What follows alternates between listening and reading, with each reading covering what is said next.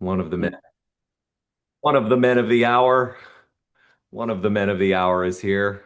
Welcome to all of you. Thank you for being here. You could be anywhere doing anything, and you're choosing to be here on a Friday afternoon. It's an honor and a privilege and a pleasure to be hosting Matthew. Good to see you, buddy. Creator of the Amorea dating app. Stephen Gerton, famous PhD. Well, he's almost a PhD in chemistry. Matthew, creator of One Day. Co-creator with Abram, who is our course manager. Oh man, Levin, I'm glad you're here, man. I'm excited to hear your share. So everybody, if you put in the chat real quick, where are you coming in from?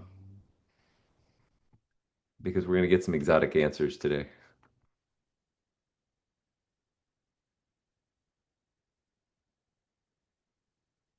Playa del Carmen, Da Nang, Vietnam. Did I pronounce it right?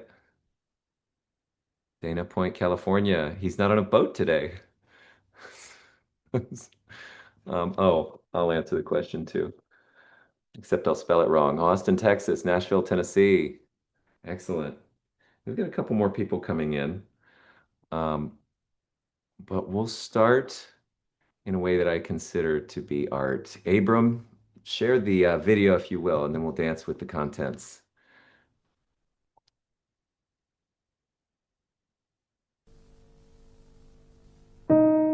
หนูอยากได้พ่อที่ดีกว่านี้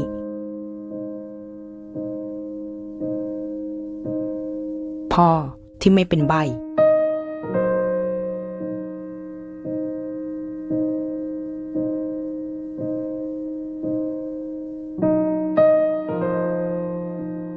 พ่อที่เหมือนคนอื่น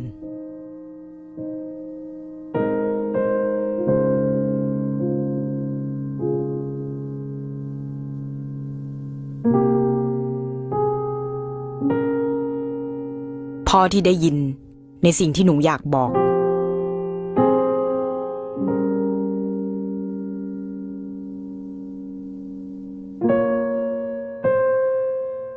พ่อที่พูดได้แล้วก็เข้าใจหนูได้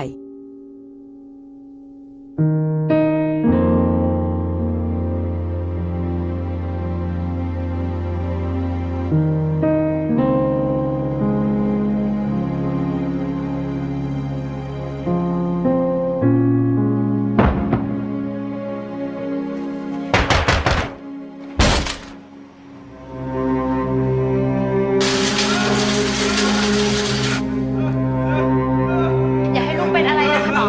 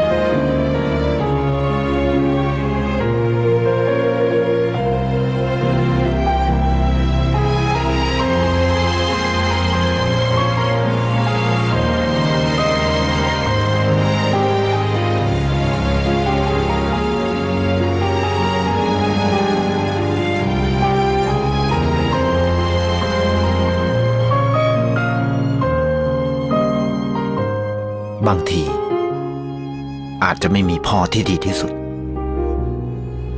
แต่มีพ่อที่รักคุณมากที่สุด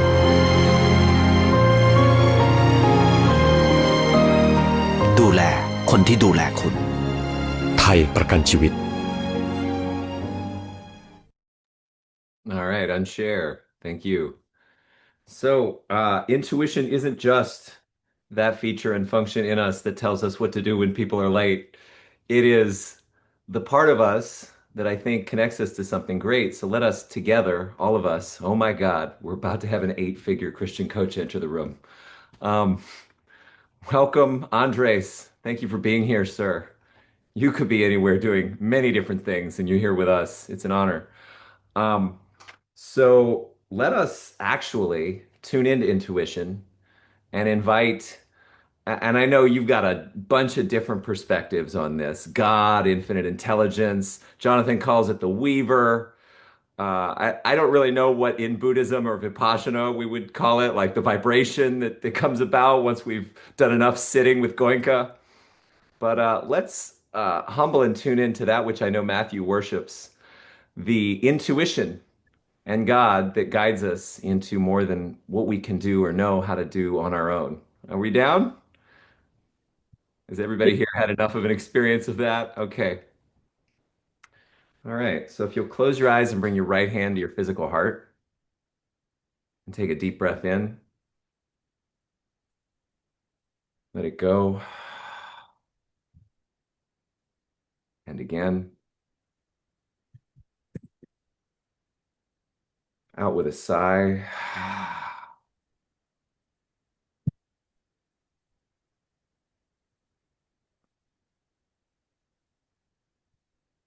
God, infinite intelligence, love, make more of this than our fucking measly minds can, than our puny, tiny little egos. Please take me out of the way. Help me to surrender so that whatever is most meant to come through today, for the highest and best good of each, every, and all here, and all who hear this recording, can be brought about, can come about with ease and flow and grace and fun. Thank you that I get to steward this space. Please make me a good steward. Please fill us with your grace. Help us to perceive and receive ultimate truth, more of you, more of whatever we're meant to do here on this planet, in service not just to us, but to all.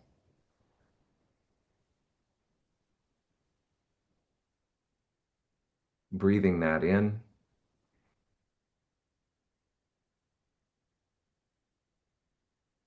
trusting and knowing that however we are works, that whoever we are works for the highest and best good of all. Welcoming all authenticity, all vulnerability, all forms of spirituality, all perspectives on reality, that which is, that which came before us, that which created us, I believe diligently rewards those who diligently seek after it and seek to incarnate it and express it and embody it and exude it into the world. So we unite under this mission, under this purpose.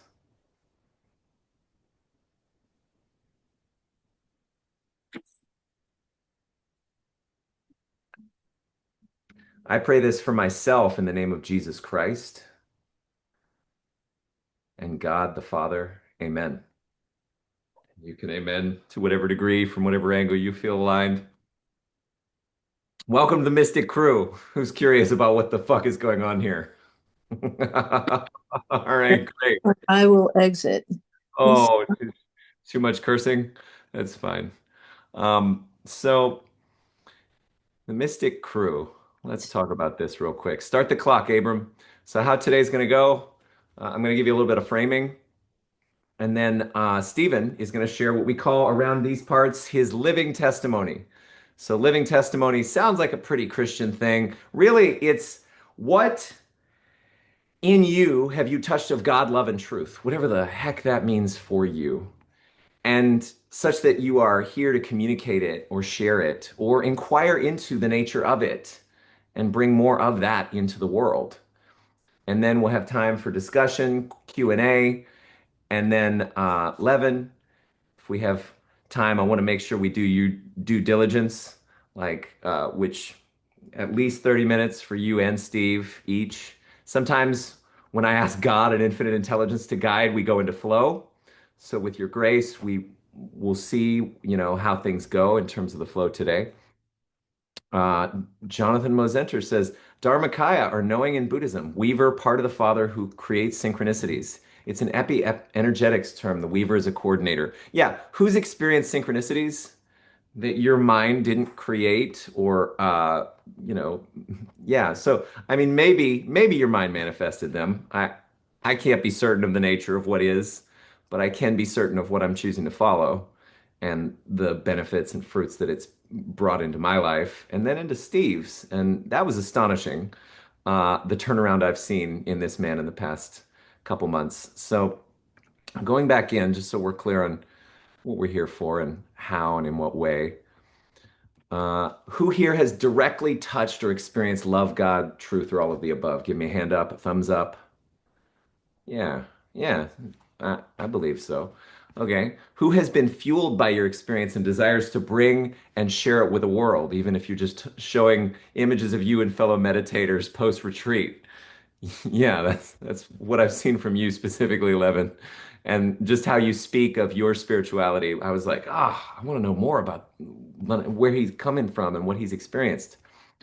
Who is humble enough, this is the challenging one, to be in inquiry rather than arrogant in dogma, to grow and progress towards deeper understanding and awareness of what all the above means so we can bring and expand more of it into the world. Put your hand up, your thumbs up if that is something you agree with. Okay, beautiful. Oh, Matthew's got his hand up. That's really cool. Okay, so welcome to the Mystic Krewe. This is from Star Trek Enterprise. I'm sure Steve knows. We're here to contemplate the mystery. And some of you may be like, this guy, like, WTF, what did I get myself into? This is me, by the way. And I'm like, hey, it's really pretty. There's a lot to talk about here. So here's our manifesto. Feel free to join in if you feel inspired, allowed in the privacy of your own home or come off a mute. And if you disagree, this is the time to share your lack of consent and to get off the ride or to disagree publicly with a very precise objection because I'm open to that. So we integrate faith and reason. So actually, really, faith would be down here. Faith and reason, mind and heart, mysticism and science, philosophy and spirituality, in service to not some abstract, esoteric, intellectual game or of philosophy, but in service to discovering, discerning, blooming, and blossoming from direct, nourishing experience of God, truth, and love. All right, is it resonant for everybody so far? Who would love to actually impact the world? Yeah, yeah. So Matthew, feel free to put your objections in the chat and or your disagreements and or where you think I'm full of shit. I'm absolutely open to hear it. Anybody else, feel free to do the same. And you're absolutely free to get off the ride at any time. I think personally that if we want a faith that isn't just some person's blind subjectivism, like it's something that we can bring to the world and serve the world with, it needs to be something that is observable, discernible, practicable, and actualizable in individuals' lives. Jonathan says, it sounds very integral, big thumbs up. It's more just a question of how you're defining truth and love. Well, truth is that which corresponds to reality in articulation. So it is true and obvious as fuck that Matthew is in the room, that Andres is in the room, that Stephen is in the room, that Jonathan is in the room, by the nature of how we use language. Truth is when our articulations correspond to perceptions that are accurate. Like I am describing, I'm on a computer right now. I'm in Austin, Texas. I'm in Zoom. That is how I define truth. God is a little more difficult, but we came to this conversation with like notions of the weaver, infinite intelligence. I shared that video at the beginning, by the way, the Thai life insurance commercial. Yeah, Matt Ang, it's another Thai life insurance commercial because I know you've seen the unsung hero over and over at Jonathan England's stuff. Like that one. So just to recount for those of you who are running a little later on, it's how I've experienced God a lot of my life is like there's this deaf, dumb father who won't talk back to me and who's invisible and who I wish I could trust and know loves me. And yet there have been moments, and I'm no longer going to deny these, where I've experienced something that goes beyond what my mind can explain and articulate. The Father is also you, apparently. Yeah, yeah, yeah. That's beautiful. I love that you're catching that. So, man, gotta buy some Thai life insurance. Yeah, well, they've got great marketing. That's really what it is. I don't want life insurance, but if I did, I would buy from them. Um, and then love is this experience in our nervous systems that we can point to of fundamental well-being and okayness. Like, hey, there's nothing that needs to be any way other than how I am here now today. And I get to play in life as it is. I get to be. No matter what you've done, no matter who you are loved. Who's experienced anything like that, whether after the landmark forum or after a shamanic journey or, ayahuasca or even talking to Jesus after he saved you from a surfing accident? Um, yeah, so that's what I mean by God, truth, and love. Any other questions, Your Honor, Matthew? See, So long as you're okay with the idea that everything you said about truth is subjective. Mm, so that is your subjective opinion for sure, and your subjective assertion. Now, the difference is in the world of science and civilization, where we're using language, you and I can both point to Stephen and say, Stephen objectively exists. And you're an asshole to Stephen if you tell him he doesn't, and my belief in his existence is just a subjective opinion. I'm not going to get on the existential rabbit hole, but I will respectfully disagree with you on that particular point for now. So that's fine. If you were on a freeway and there was a train or a 18-wheeler coming at you, and I'm curious for everybody here. Would you want me to tell you, hey, there's an 18-wheeler coming at you, but that's just my subjective opinion, and then watch you fucking die in front of me? Or would you want me to convey the truth of what I perceive to be the objective, aka intersubjective reality, with enough rigor in such a way that you could respond accurately to your environment with an accurate perception of the truth going on in your environment? Would you want to know about the 18-wheeler or not? Yes or no? I reject the framing of the question. So, do you want to know what it will take to thrive and flourish in life? Yes or no? Is that part of what you're up to? Is that part of why you've studied Lomi Lomi and traveled to Hawaii and follow your intuition and tell everybody that they should follow theirs? Do you want to thrive or not? It's okay if you don't. I want to have the experience that I seem to have come here to have, whatever that experience may be. Okay. Now, I Yeah. like this is where we get into this whole thing of like, I don't know, right? And I'm okay not knowing. Yeah. I But think like that, yeah, thriving is like to me, thriving is an egoic idea. It comes from desire. It comes from fear. It comes from lack. I don't think Like all thriving comes from fear. I don't think all that's desire to thrive comes from fear. I mean, that's a universal negative. You'd have to prove that of every person everywhere at all times who has any amount of any desire to thrive.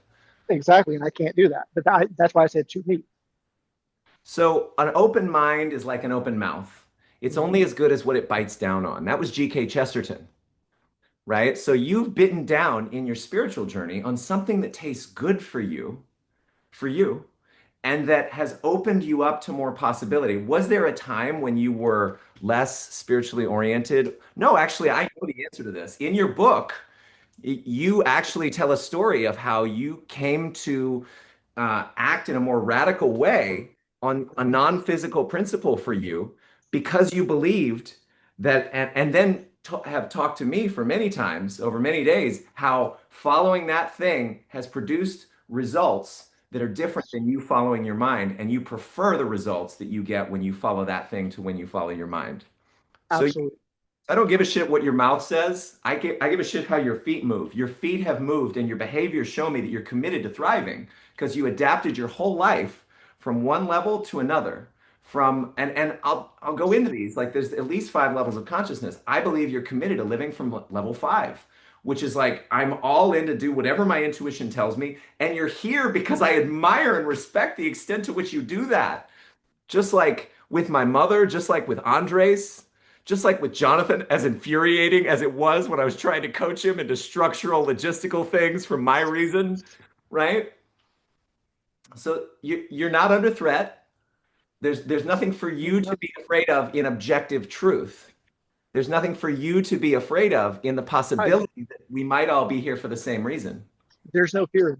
This is more of Well, you say an that, invitation. No, right? it's an invitation to you, actually, and Yes, so like you specifically. the Can design, we just take this offline? You guys have a lot to talk about, well, if that's this is the okay. place for it. I was about to articulate the design of I'm this out of here. container. Thank you for sharing your perspective and your desire that we cohere in a direction, right? That's the purpose of, oh, she had a trigger and a reaction. She's gone. Luckily, there's a recording. So what I've witnessed in the spiritual community, there's a lot of weak, wimpy, broke, heart-centered people who are following their hearts, but have not yet translated that art into a thriving, flourishing life. So over the past 10 years, I've studied under like lots of business coaches, lots of spiritual teachers to try to discern and learn what is the best way to thrive. Not just spiritually, but financially, emotionally, sexually, romantically.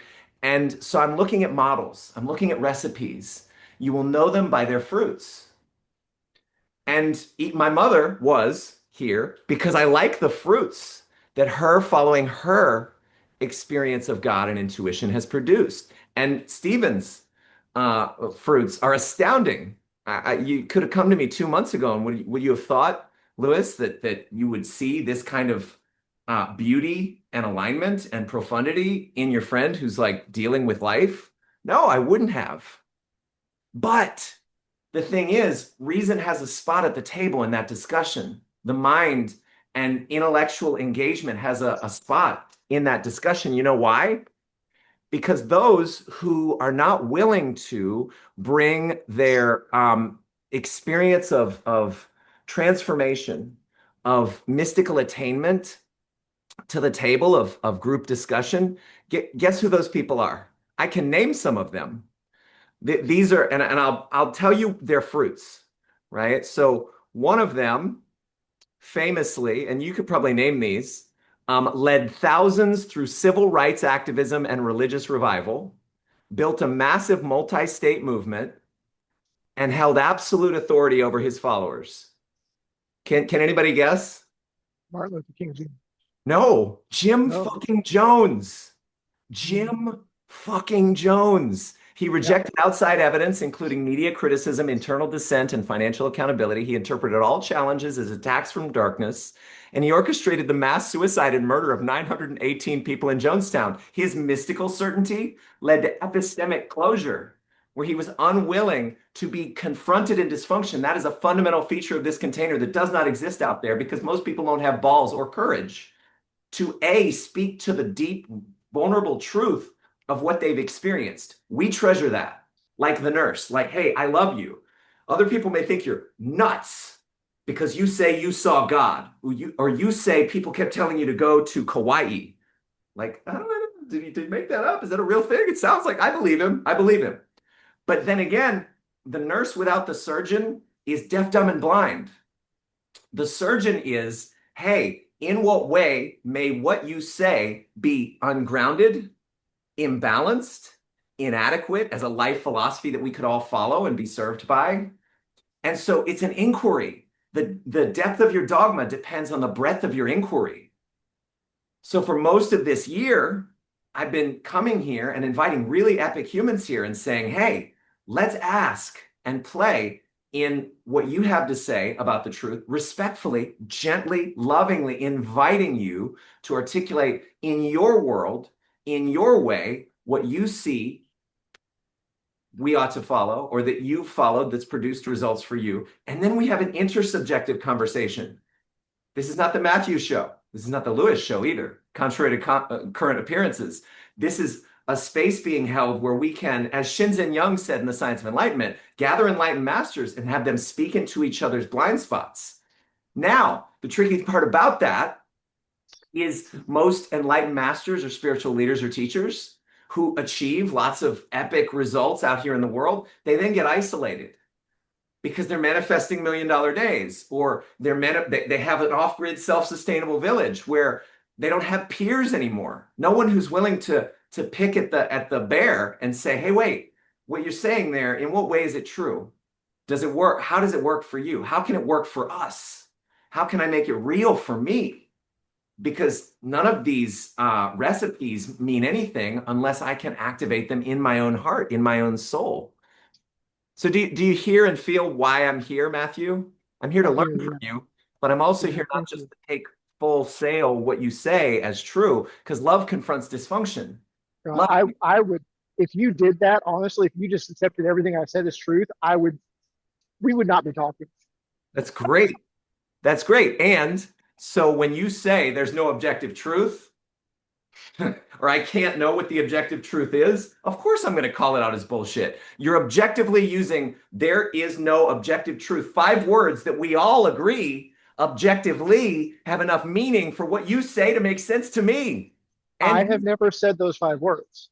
All I've said is I don't know. I think that's bullshit. I think you do know. And I think you even using the words I don't know demonstrate you're trying, it's called a self-stultifying argument, right? So when people say there is no absolute truth, or I can't know the absolute truth, well, are you saying you know absolutely that there is no absolute truth? Or I'm not saying it in a way. are you saying it's just a relative truth? Because if it's just a relative truth, then it's just your bullshit, buddy. Like, Entirely possible. yeah, so Entirely. But that like, what really resonates the most? Like, there's several assertions in there that you made that I'm not going to even engage in because I don't feel drawn to go down that road. But just really quick, just so we can kind of move on. What resonates the this most is the is point of the pointing out container, blind by the way. spots. There's Like, no this is so we can move on. This is the point of the container, is to let fair enough. philosophers play in the realm of spirituality until Well, something at the survives very least, then I'd like to bring to like the open up world. the room, right? Like What's that? it. I would like to at least open up the space, right? Like instead of you and I just having a conversation, and everyone else just Sure. watching. For sure. I'm going to engage with the comments in a second once you're done this articulation. Yeah. So like really all I want to say is like it very much resonates to be in a space with people who are willing to point out my blind spots and are willing to listen when I point out theirs. If I like and then whatever resonates, resonates, whatever doesn't, doesn't. So like if I happen to point something out, doesn't resonate to you, drop it. It like it's just I'm just pointing out what I see. But if it doesn't resonate, it doesn't resonate. And it's I do the same thing. Yeah, so thank you. So who here consents to playing the game as generously and as lovingly as possible? Because I don't have any judgment on anyone for having a perspective, but I may have a discernment that their perspective is profoundly either unproductive or harmful for them or the world, right? Uh, Hitler decided, hey, it resonates for me that all the fucking Jews need to die. So he operated on what resonated for him. So that can't be the soul's sufficient criterion for truth. It can't just be, oh, it makes me jerk off my ego and feel better in my head and my mind and my body. Like there are so many things that people believe. Just look at racism and sexism and Nazism in general, all the genocides that have taken place. Those beliefs resonate for the people who carry them through the world. There are interpretations of samadhi made by Emperor Hirohito, like, hey, you've just been enlightened. Now go ram your kamikaze plane into American aircraft carriers because I am the one that God is telling through you what to do and to carry out divine will. So, like, we could go down this realm of everything is subjective that Matthew Ang, for example. It's interesting. You both should have a party because you resonate with each other. Everything is subjective. Well, that language is not subjective. That language, You're that, starting from the assumption that there is an absolute right and absolute well, wrong, and no. that I'm these not just things did saying not serve absolute right. humanity. I'm not Like saying absolute right and absolute wrong. I'm saying a calculation that includes and incorporates everyone from all nations, a perspective that honors everyone. I believe that exists. And I believe if it didn't, we'd have to invent it. And I believe it's absolutely worth fighting for and discerning. Now, if somebody's to say everything is subjective, who here believes that everything is subjective? Just let me know. Okay. Yeah, it's just the two Matthews. And if you say that I every didn't raise my hand, did I? well, I mean, so maybe some of the arguments and inquiry is getting through. Is that why? No, you're not listening to what I'm saying. You're not understanding what I'm thinking. Down. So if someone says everything is subjective and wants that language to make sense to somebody objectively, like everything. So who here understands the word every is? Do you know what is? We're getting some serious philosophers in the room. They're like, I don't know what the meaning of is. Let, And let me interrupt this for a second. I want to explain what that's I mean you, by please. everything is subjective. All I'm saying, Yeah. and me and Matthew might be saying different things with different words. So words are itself subjective, right? The word everything means something different to everyone here. So that's subjective. Every single word is subjective. We are just agreeing that the word everything means a thing to each of us. Like love means something, happiness or certain sensations in our body. And that means if I say I'm happy, the only way you can process that information is going back in time and feeling what happiness feels for you. So that's subjective. And the words are being used so we can connect to our subjective experience. So all I'm saying is all of us have subjective experiences. Your subjective experience is like, it's not true that everything is subjective, whatever. But we all have our own truths. That's essentially what I'm saying. Everything is subjective, Can and you all prove those that? truths are our own. Can you prove that What? for everyone everywhere that we all have our own truths and there is no objective truth? That's an absolute statement that you're trying to prove for everybody, that everything is Can you prove subjective for everyone. So you'd have to be able to it's get into everyone's. Yeah, Jonathan Mosenter, do you have a comment? Well, I just want to honor both truths here, because in the core of Buddhism, something called interdependent origination, and it's kind of speaking to what Matt's saying, is that we all have these perspective lens based our background and what we grew up in, and so we interpret it in our own unique way. So that's subjective. But then there's something called meta truths, which interdependent origination is a meta truth that seems like an ultimate truth. Now, also in Buddhism, they talk about reification, like you don't make things solid, like you stay open. But also that means doesn't mean that everything's like nothing. It just means you hold that distinction until something better comes along, like a scientist. So I think I haven't found something that's better than interdependent origination because to me that is an ultimate truth that I'm holding right now, although I'm still open to it being wrong. But that's kind of how I see both sides come together. Yeah, which Yeah, really, very similar. go ahead, Matthew. Very similar. Like that. Like so, part of my background came up came through Buddhism, and um, interdependent origination is something that really resonated for me. And it's this, and like you said, it's the same way that scientists create models, and then they use those models to go and do work in the world because those models work, but they still recognize them as just models, and they're always looking for, always open to evidence that that model could be correct or incomplete in some way. So yeah, it's like that that deeper evidence. So I want to engage with everything in the chat real quick, and I'll save the one that I want to dig into next for last. Matthew says, "What is objective truth, though?" Levin says, "There are truths that are true within specific contexts and that become false outside of those contexts. Then there are truths that are true in all contexts." Yeah, there are truths that are true in all contexts is what I'm applying to. Like if I have never found one of those.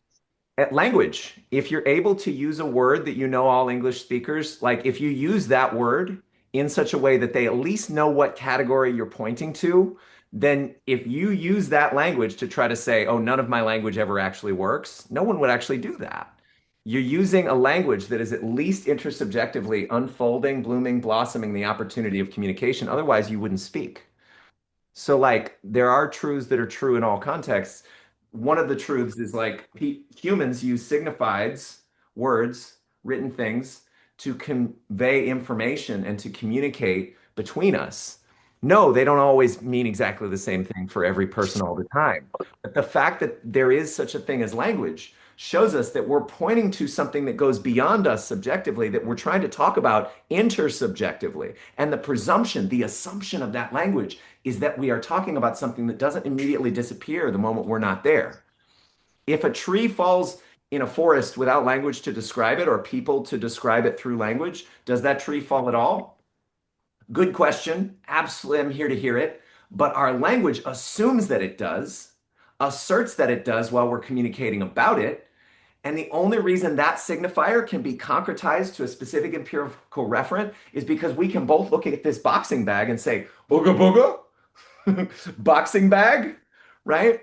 So science isn't a static thing. There is go ahead.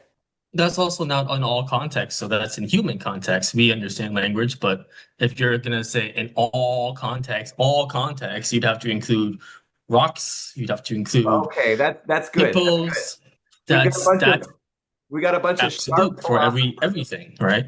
You got a bunch of sharp philosophers with clear swords and rigorous intellects. So Matt, if you wanna rip Levin's statement to shreds, feel free to comment on his thing and tell us all the contexts that it doesn't apply to. That's fine. The importance of this conversation to jump out of the philosophical nitpicking is to have a backdrop from which we can engage with the data of philosophy, spirituality, and mysticism. That's the point. The point is so that we can move forward in service to other people. Because the longer we get stuck in our language and our need for everyone to show up in a certain way, the longer this is going to take and the less we're going to actually get done today. Number one. And number two, the less we can have to give. Because what do we have to give? Our vibration, our frame, our language, and our transformation expressed in that language. There's no one here who I would ask to come here who wouldn't be able to share something in English that can make a difference for other speakers and listeners. There would be no point. I mean, maybe they're enlightened masters. Like there was an Instagram video, right, of this yogi sitting on in the Himalayas, like he's covered in snow because he's been meditating there. Like maybe if I could get close enough to him, he could touch me with Shaktipat and I could feel the vibration and the input of his transformation and it could move me, right? But, that can't be conveyed to all of humanity. Language is our medium for conveying to all of humanity. So until and unless we can get to something that is love, truth, and God in language, what do we have for humanity? Yes, you're a standing wave of transformation. Each and every one of you, you inspire the fuck out of me to the point where I knocked my mom got triggered and knocked out of the room because I'm so on fire with you guys being here. And the point of inviting you here is what coheres? What can we hear together that we can bring to the world? And truths that are true in all contexts are meta truths, Jonathan says. Science also says science isn't a static thing. I'm going to get to everybody's stuff. There is scientific method that produces truth claims based data, perceptions, and process. Yeah, and it's not trivial. It made your fucking iPhone. It made your computer that you're sitting on. It made the Wi-Fi that you're communicating with me through. So to ignore it and pretend it isn't valuable or useful is it's a waste. We could be putting transcranial magnetic induction helmets on people and having them experience quote unquote God, a felt presence. That's what Michael Persinger did, the so-called God helmet. But would that be the same mystical experience that Andres has had or that Steve has when he goes to Mass? No, I don't think so. Maybe, maybe not. So if we just do that, what are we giving them? I don't know. But do I want to give love, God, and truth to the whole world? Fuck yes. Absolutely. Who else would? Whatever it is of love, God, and truth that you've touched. Give me a simple hand up. Do you want everyone to thrive as much as you have? To whatever degree you can support them in doing that. Yes, and language is necessary, and agreement in language on what it is that we're coherently creating. That's all right. Matthew's going to object to a number of things today, so we're just going to honor you, and I'm happy to take that offline, as my mother originally suggested. Matt says, Jimmy, because I think he's excited to see Jonathan. Um, let's see. Shadow work is separate from spiritual work. Abram, I'll get to you once I'm done with the comments. Thank you. I hear you. Um, Jonathan says fruits outcomes are multidimensional. Yes, sir. It's a constellation of fruits from different vectors and different angles that I'm after because there's so many business coaches out there, right? Who publicly they face you and they show you their Stripe accounts and their Lamborghinis and whatever, but internally they're depressed and or suicidal. And then you see spiritual teachers who don't have fruits financially or their relationships suck. Just look at Ista. Oh, the relationships that that organization has had with the world has left. I was just talking to somebody a couple hours ago who was violently and viscerally re-traumatized to where he couldn't work for a month because of the transformational experiences he had in that organization. So, from a process perspective, every moment is a fruit. Some outcomes take longer in time to manifest. People fixated on outcome to celebrate life suffer. You might need to give me more to help us understand that, but I'm going to finish your quote here. If you enjoy the whole process of growth and development, then bliss becomes default baseline and allows all other feelings to arise inside the bliss state by holding multiple perspectives at once. Yeah, I resonate with that. We're looking for multiple models and we're looking through those multiple models to harvest the gold that we can find in all of them. Could you give me what you meant by people fixated on an outcome to celebrate life suffer? Is that like attachment to every moment has to be a certain way?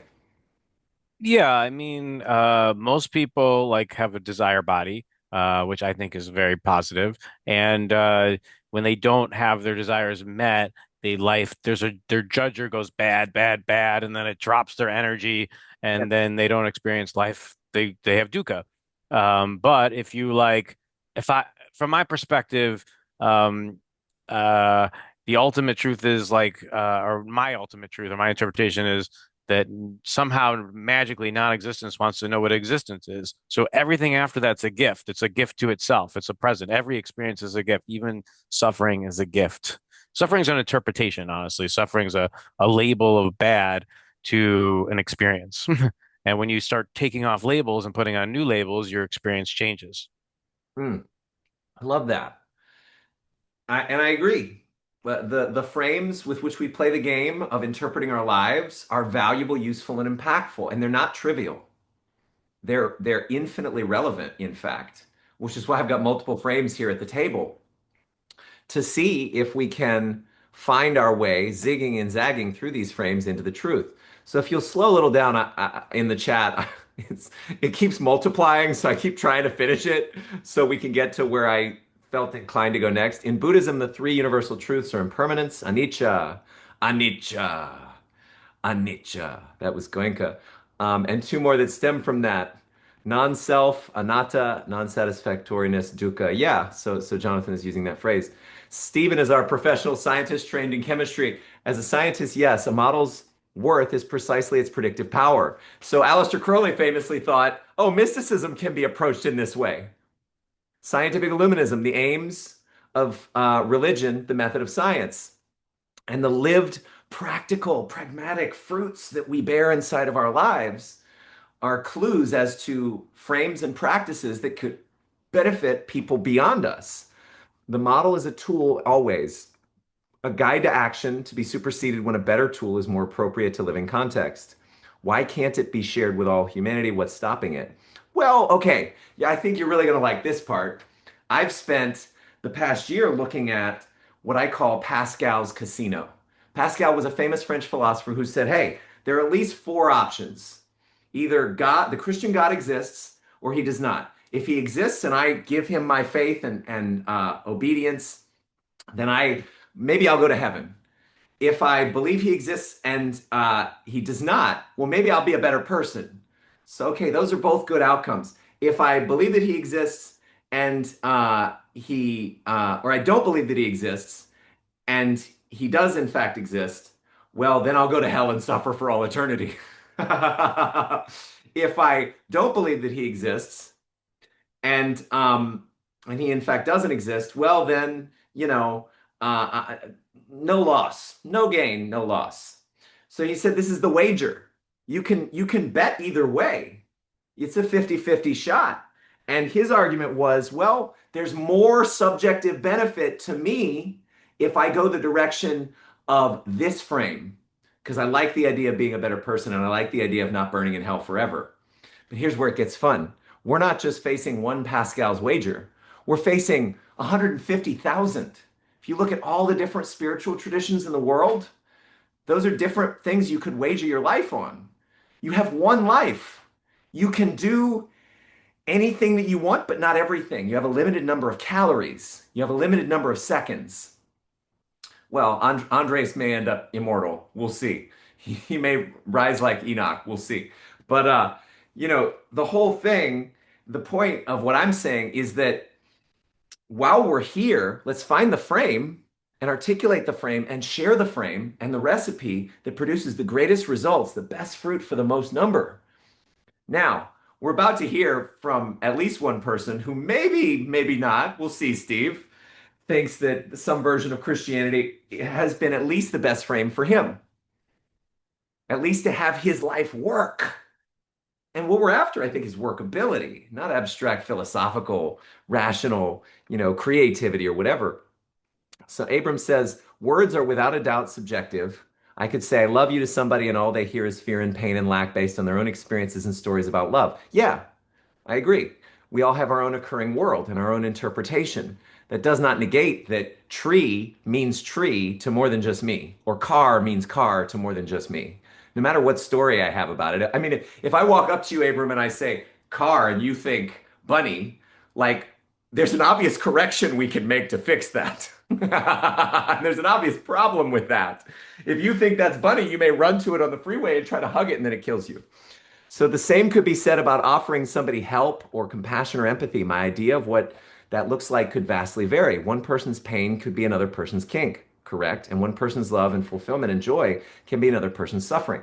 I still think that there's objective features and facets of the world. I still think that you all have money and you need money to buy food. I don't think we could dispute that. I mean, some of you are really great at manifesting it compared to the rest of us. But that's an objective feature that if you don't acknowledge is an objective reality, well, that would make you dumb or just highly dysfunctional, right? So the problem with language is the experience of God cannot be described by language. It's limited. That was Meister Eckhart's thought. He was a Catholic mystic in the Middle Ages. Language is helpful, and Dionysius the Areopagite before him, they had this whole idea of negative theology. We can only say what God is not. Language is helpful for sure, but it certainly isn't necessary in my opinion. Do you realize you're using language to tell me that? If anything, it's necessary to not use language to experience God or love. Yeah, I agree. We use language to get to a place beyond language. We use language when Goenka says, sit down and do vipassana and kneel or get into a comfortable posture and focus on, let me see if I can get it right. Focus on the spot just above your upper lip. And focus on your breathing as it moves in and out of your nostrils. Like, it's my best Goenka impression. Nobody cares, except for Abram. All right. Words are symbols that create an experience in a human's neurology when read or heard. Yeah, Goenka, or whoever your Vipassana teacher is, right? Or was, told you some things in language that you then did that then produced certain results for you. By doing certain things, certain results follow. That's the game that I'm in for. That's what I'm interested in. I don't want to increase dispersion here, but I'm ultimately still with late Wittgenstein on language games. Wittgenstein was a German philosopher. For those of you who don't know, to me, post Wittgenstein, it is a mistake to get caught up with words as reified Platonic perfections. I agree with that. We're not obsessing over figuring out what words absolutely represent. I'm looking for pragmatic efficiency. And if we can't start from the frame and the assumption that our language can reach to something intersubjective, like beyond just my head and my ayahuasca or my 5-MeO DMT trip, then we can't say anything to other people. But the proof is in all of you. Abram went to the Landmark Forum and he had an experience that caused him epic downloads of his poetry. Matthew got trained by Lomi Lomi and then had epic experiences of synchronicity. Jonathan got trained in epigenetics. And now he follows the Weaver and it pays off in these beautiful ways. Stephen goes to Catholic Mass. Andres did, I don't even know how much of whatever types of training. I've done stuff with earthwaking. Matt has done stuff with TWIM, which notice TWIM, that stands for something. It exists in the English language. When he invited me to it, he sent me a link to an objective thing that I could point to and say, oh, I can click the link there and go do the thing with you. And then Levin has been to objectively verifiable, obvious trainings that we could all use ourselves. What is my point in this painstaking articulation? It's that if we're here for self-realization and we're here for the highest form of enlightenment, And I now understand why Shinzen Young probably didn't gather his own group of enlightened masters. He's like, these people, it's like herding cats. They're just going to disagree about terms and they'll never get anywhere because they need to be right. And their spiritualized egos reify, using Jonathan's terminology, their felt need to die hard and double down on their righteousness, which is fine. If that's all this experiment shows us, that's great. The discomfort of the ego and the felt need to continue to throw shit in the chat in order to make sure we all have the right perspective.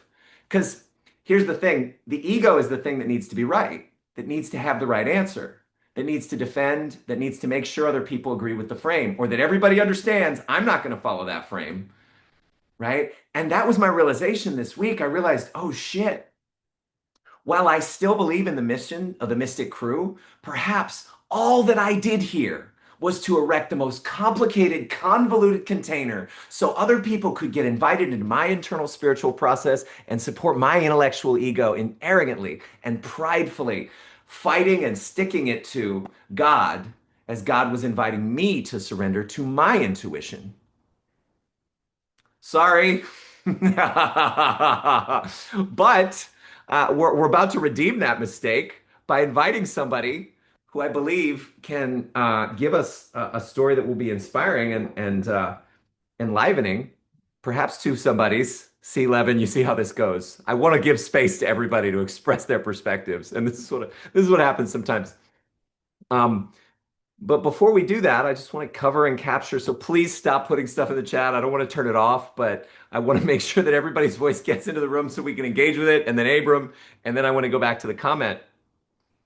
So yes, it creates an experience. I agree. I don't know what that was. We're going to pass on. Matthew says the thing is in my experience. Always remember when someone says in my experience, what resonates for me. Always remember what resonated for Hitler was killing all the Jews. The determination of absolute truth is not required in order to invite others into the experience of their own divinity. And for most people I've met, it's that very search that has become. See, notice Matthew's got to write something. He's going to add something to the chat probably.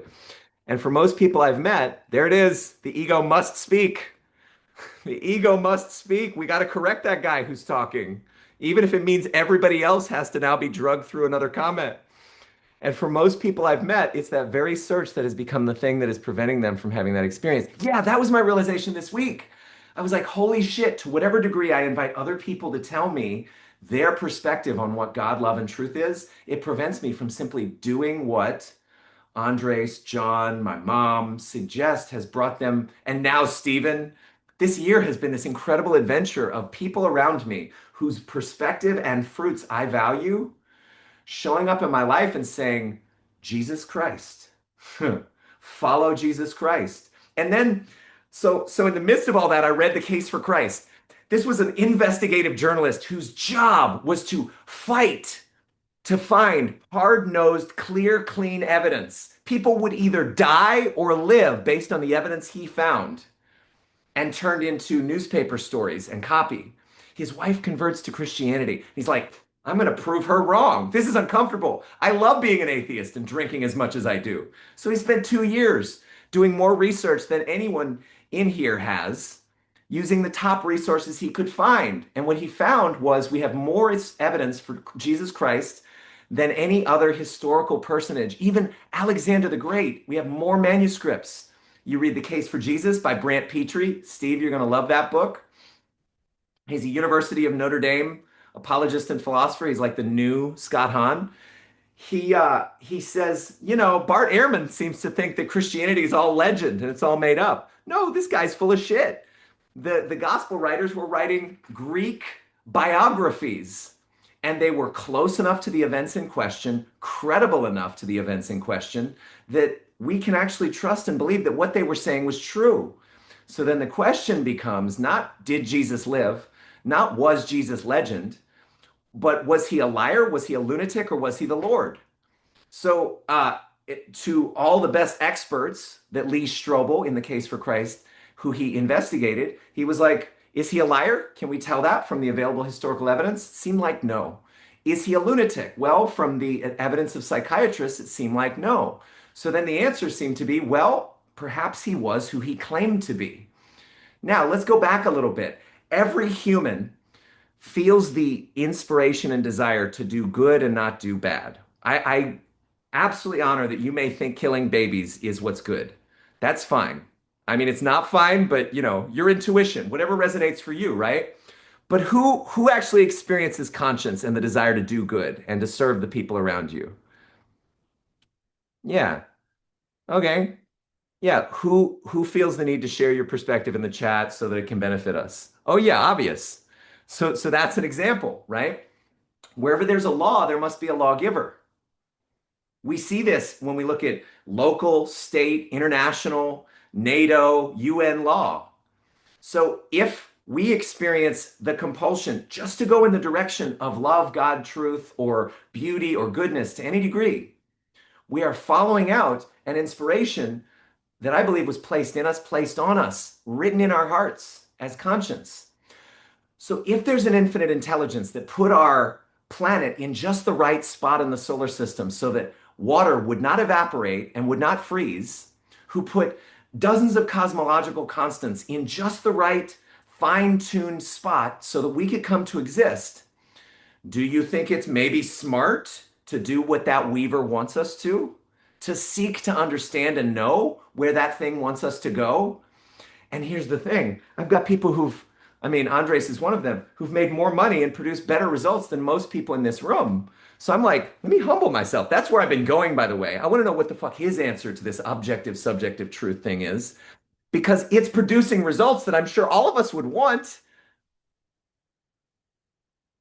A life of bliss, peace, love, and joy. A life where we're full. And part of my ego's hunger throughout this journey has been, can I harvest the codes without surrendering to the God who's asking me, who's giving them to me and asking me to use them? You can't. You can't. It just doesn't work that way. You want to steal your way into heaven? Like, no, I've tried and it's caused me nothing but suffering. So like, let's just go there because, as leader, thank you. So Andres, you said something that I want to understand. And I put credibility into you because you manifest $1 million days and you have epic sex with your wife and you have this epic connection to God telling you to do all kinds of crazy shit. You said objective truth and relative truth are both needed to be held at the same time to reconcile the paradox of truth. What would you say to this whole question? What is your answer in this realm?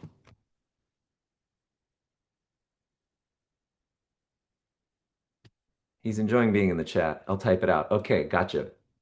The original language of the Spirit of Christ through telepathy carried images before it became vibration and word. Yeah. Yeah, so I hear that. Let me finish since you're going to answer into the chat, and then we'll put Steve up here, finally.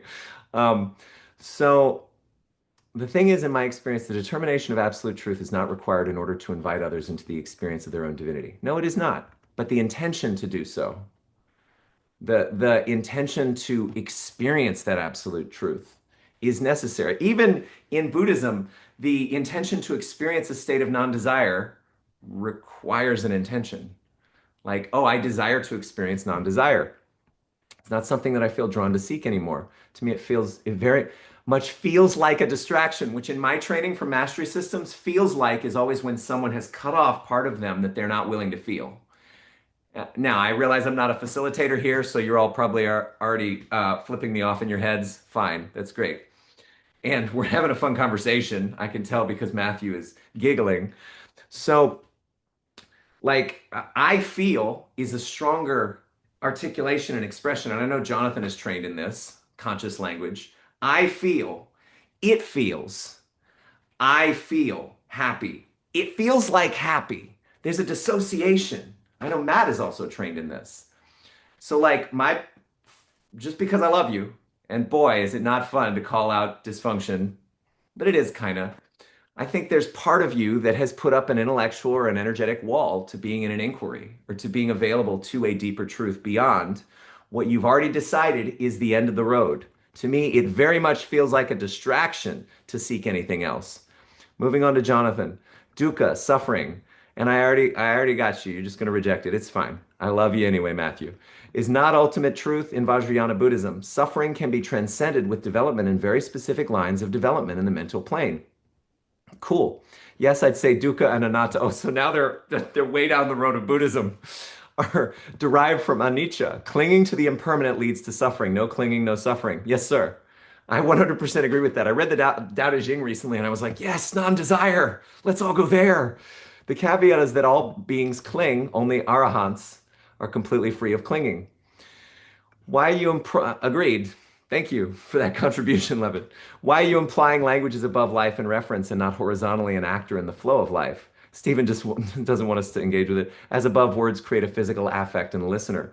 Stephen, your words are about to create a physical affect in these listeners. So us understanding what it is that you're here to do is valuable, I think.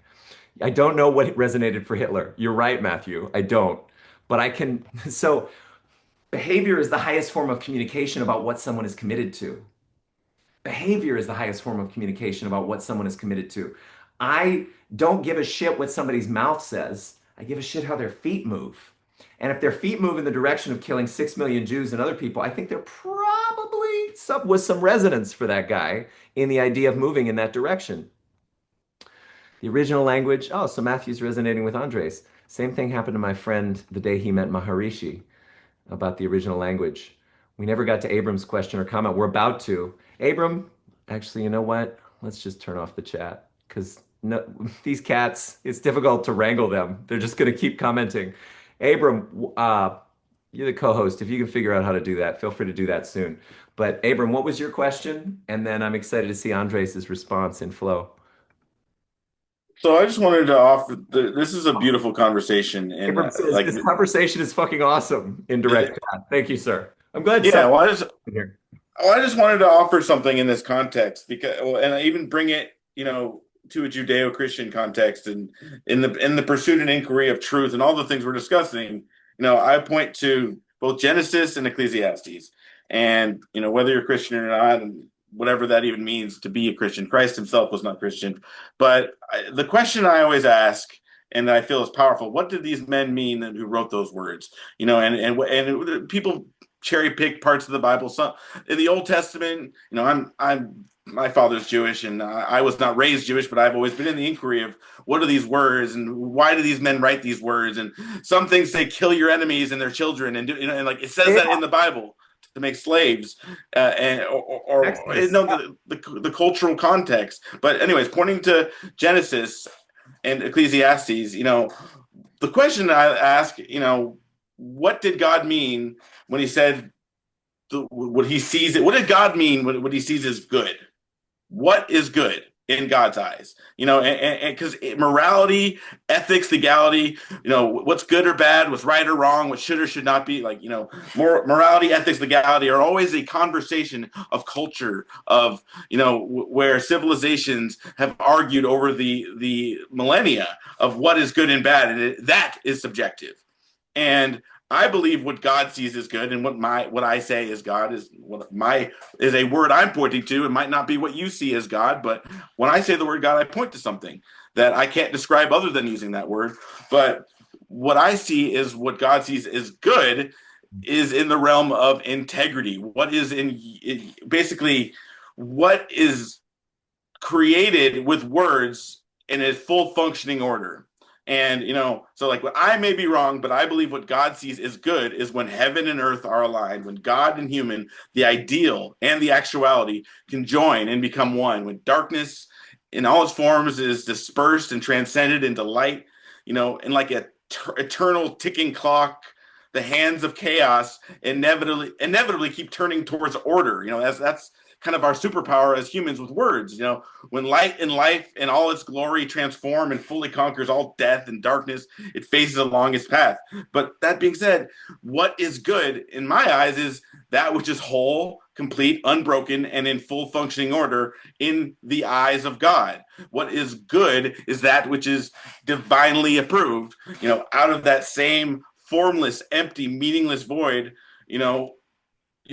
we, like God, created in his image as creators, can transform our environment and create new realities with our words. Our words, when in alignment with that greater force, what I call God, or in universe or infinite intelligence. We have Cosmos. that power Yeah. to create what God sees as sufficient, whole, and complete and good.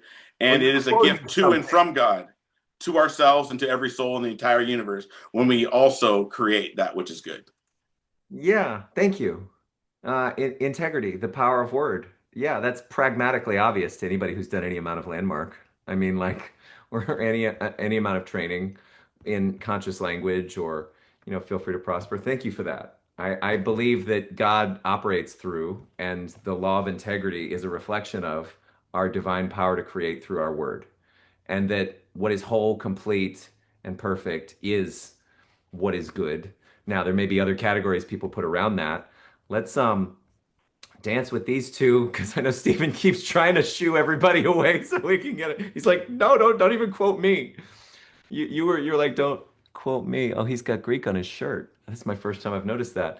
Andre says the ultimate meta truth is what comes out of the mouth of God, the logos. Which does everybody know what the logos is? It's the organizing principle from Greek philosophy that was adapted through John to describe the coming into being of the Word of God that is the formative matrix for all of reality. So that comes out of the mouth of God, the Logos, that then gets fractaled through movement, through billions and billions of planes and dimensions until the original idea transforms into the four elements, which birth the image, which births thought impression, and the consciousness body picks it up. So, depending on what level you're operating at, it is always wise to consider the context within that level of energy to understand the relative aspect of that truth while also observing the meta truth. I am saving that because that I don't know that, understand that fully, but I'm intrigued. And finally, we're to the end of the chat. Levin says, Matthew, there are indeed many paths that are distractions, but doesn't that mean that you haven't found it? Not that it doesn't exist? Yeah, now he may try to respond to that, which may be the reduction ad absurdum. This is like Zeno's paradox. Every time we get halfway through the chat box to the next one, we get another halfway that gets split, and then the path gets longer and longer. I think this is essentially what I was thinking, what I was trying to say when I said everything is subjective, put in a very clean way. All right, Matt, that's cool. That's cool. Please stop putting shit in the chat. All right. This is where we were trying to get. This is it. And then Steve gets to be on here. So if you want to honor Steve, please just let me finish this comment here of what this is for. Thank you. All right, go Abram. So we compassionately listen, receive, and invite any and all expressions, perspectives, and experiences that are producing epic as fuck fruit spiritually, financially, existentially, relationally, and emotionally at this table. And while I may see a 6 and you may see a 9, we are also open to the possibility of the objective truth. Now, I realize that that's something some of you may be like, oh, fuck that. I don't want there to be an objective truth. I want there to be an objective truth. So there's something that I can point other people to beyond just me. And to whatever degree any one of you have said, hey, what I've got is valuable for we, you're already operating functionally and performatively from that frame, regardless of what you may say. So you see a 6, I see a 9. Okay, fine. I'm willing to see what you see from the direction you see it and the way that you see it. But perhaps the 9 was actually authored as a 9. You can see why I would perceive and believe that. That you didn't beat your own heart. You didn't create yourself. You didn't create this universe. You cannot manifest all of international law changing, no matter how much you try. You can't manifest all of the color red changing to green in the universe. The universe is not just your wishbone, no matter how much subjective efficiency and power you have to change your life conditions, right? And here's where I came in with my high horse, potentially. I'm still questioning to what degree my ego made this happen or assembled this group specifically, right? I'm in that inquiry. And so I'm doing this that I'm about to tell you. Since love lovingly confronts dysfunction, we open ourselves to the possibility of growth and upgrade. Who's interested in growth and upgrade? To whatever degree it's available to you, for the sake of supporting not just you, but everyone around you. Okay, great. Then see, if maybe I should just inflict this manifesto on people and ask them to save their questions for later, because otherwise we'll never get to the pragmatic, harmonious synergizing and uniting that this whole container is built for. So we open ourselves to the possibility of growth and upgrade into truth beyond our preconceptions. So truth in this context is just a more accurate perception of the reality. If somebody puts an Aston Martin in front of you and they designed it as a car, we want to know who designed it as a car and if it's been designed as a car so we can operate it well, right? Maybe the universe is like that. Maybe it's not. Okay, fine. But if somebody gives me a MacBook, I want to read the user's manual because that'll be a better use of it. You can use a toaster oven to play CDs. You can put a CD in it. You can plug it in. You can pull the lever down. That would be one way to use a toaster oven. Your CD will get fucked up, by the way, if you use that toaster oven in the wrong way. I'd rather know, I want to know how best to go and use that toaster oven. So it seems like Abram says, I think the conversation has been synergizing and discerning and not the contrary. Perhaps. Do you all feel closer to one another in your perspective and perception of the truth than you did at the beginning? Let's test and let's see. Some of you may be like, yeah, no, I'm not sure. All right, so we got like 30-40% of the room maybe, which is fine. So we're here to grow into upgrade into truth, which may not be what happens to resonate with you right now. That's the point of me saying that Hitler thing. Beyond our preconceptions, beyond our presumptions, beyond our preferences. Has anyone ever been wrong? Has anyone ever had an inaccurate perception or preconception or presumption or preference? Just give me a hand up if that's true. No, no, never. All right. Yeah, Steve, I love you too. So the whole purpose of upgrading and growing into truth is to see, are my preconceptions, my presumptions, my frames, and my preferences the most accurate way of producing the fruit that I'm looking for? Okay, well, I want the ones that do that, that produce the best fruit so that I can make my highest choice, so that I can get into my highest alignment, so that I can be in my highest service to the world. We are, and if we were harmonized around this, I would just say, all right, now we are the Mystic Krewe. There is but one truly serious philosophical problem, and that is suicide. Judging whether life is or is not worth living amounts to the answering the fundamental question of philosophy. This is Camus from the Myth of Sisyphus. Everybody's already acting as if you have an answer to this question. Like you're here, you haven't killed yourself. So there's a minimum viable existentialism spirituality criterion. Like if I have a perspective that I'm going to bring to the world, I want it to help people not blow their brains out. There have been times in the past 5 years when I was like, yeah, that'd be fine. I'll just blow my brains out. Because fuck life. It doesn't work. And it's not working the way that I want it to. I'd rather it work the way that I want it to work. I'd rather have more love, more connection, more peace of mind. So I inquire into what goes beyond the truths that were in my mind in those times, those preferences, those perceptions. A, so that I can keep going day after day. B, so that I can thrive while I'm here. And so the question or the answer to that question becomes a pragmatic one. Where do you put your bet in Pascal's casino? And then my very last thing, finally we get Steve up here. So many people have what's called epistemic closure. They're not willing to learn anything. They're done. My inquiry is over. If that's you, okay, I love you from a distance. Go home. Get the fuck out. Because I'm here to grow. And the only way I can grow is by knowing or learning something that I didn't already know and discerning and discovering something that wasn't already perfect in my head. There were two friends of mine died this year after a retreat at the Earthwaking Village in Costa Rica. And one person in leadership over the community there said, hey, Louis, you're publicly suggesting this guy might have killed himself, which the evidence does suggest that. You're Satan. Shut the fuck up. Sit the fuck down. And I was like, whoa, I thought you were an enlightened spiritual master. And I asked all my friends and family, I was like, is this abuse? Should I just believe someone's mystical view that they give me anymore? No. I get to experience it for myself and I get to make it make sense with the rest of what I know of objective truth. That is where I'm standing. That is where I'm practicing from. Here is my way, as Nietzsche said. Where is yours? Stephen, without further ado, I would love to hear from you, your journey to and through Catholicism and then back. And I want to introduce this guy. This is the reason this whole conversation happens, this person who's about to talk to you. Because when I was growing up, I accepted Jesus into my heart when I was 7 years old, right? Or three or some young age. And then eighth grade, I questioned everything, and I was like, all right, well, maybe Catholicism is the truth. And then I met Steve, and he was a Protestant, and thought Catholicism was a lie, was the wrong thing, was the bad way. And so I and the Holy Spirit, we like to say, converted him to Catholicism. And then in short order, within like less than a year's time, he deconverted to atheism, existentialism, occultism, and I followed him.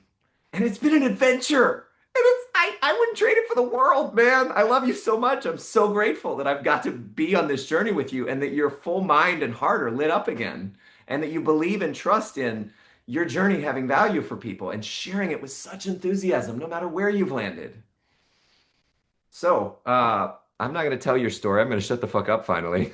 For whom was this valuable or at least interesting so far? Give me a thumbs up, a hand up. Yeah, okay, beautiful. 30 minutes on the clock. Please save your questions, like write them down, put them in an iPhone note or something so that we can bring them to Steve when he's done his story.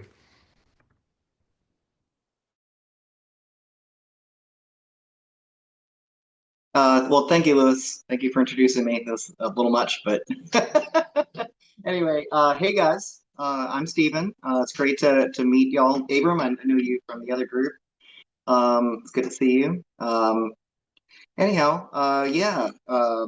So I'm definitely intrigued by the mission of this container and all that, and kind of the way that like I see it. So first off, like um, I would also have a degree in philosophy as well as chemistry, and so those two worlds interact quite a bit.